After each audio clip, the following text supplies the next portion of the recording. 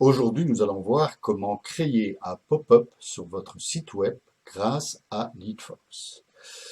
Donc, dans votre campagne, vous cliquez sur Créer un pop-up.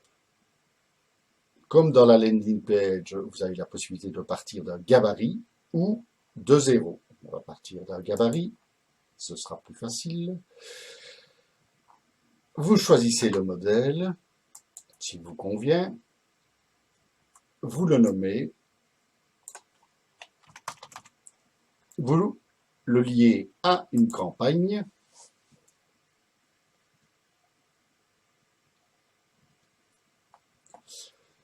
Alors, comme dans la landing page, vous pouvez modifier absolument tout ce que vous voulez, ajouter des colonnes, images et ainsi de suite. Donc là, vous avez toutes les fonctionnalités habituelles. Une fois que tout est fait, vous enregistrez et vous publiez. Jusqu'ici, c'est comme une landing page. Alors, là, nous allons voir la différence. Vous retournez et vous allez paramétrer les éléments du pop-up. Donc, vous voyez que vous avez une variante. Il est pour l'instant inactif, il faudra l'activer. Bon. Alors, vous savez, comme il est désagréable pour les visiteurs, chaque fois d'avoir les mêmes pop-up à tout moment, chaque fois que vous allez sur un même site. Donc, moi, je vous conseille très franchement de diminuer le nombre d'augmenter le nombre et de, par exemple, mettre tous les 5 jours. Donc, tous les 5 jours, le pop-up apparaîtra au même client.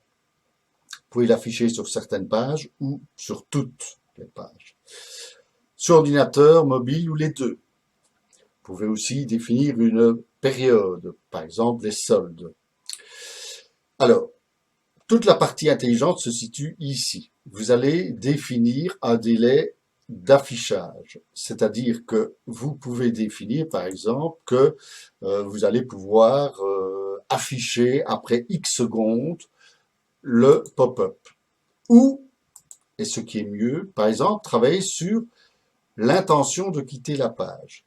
Là, à ce moment-là, vous pouvez définir une sensibilité moyenne. Donc, l'intention de quitter la page, c'est bien d'aller sur la croix, ici. Donc, vous pouvez laisser moyenne.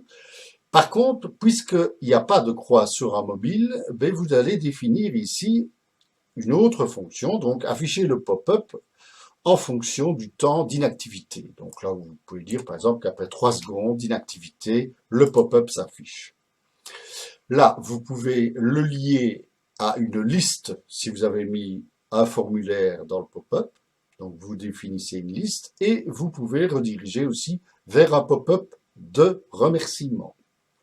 Donc, une fois que tout ça est fait, vous pouvez évidemment, comme dans les landing pages, vous envoyer un mail pour vous dire que quelqu'un est passé et avoir éventuellement les informations. Donc voilà, c'est assez simple, comme vous voyez, de créer un pop-up. Ce qu'il ne faut pas oublier, c'est d'installer sur votre site web un plugin ou, je dirais, quelques lignes de code pour pouvoir valider ce pop-up. Et à ce moment-là, vous pourrez considérer qu'il est actif.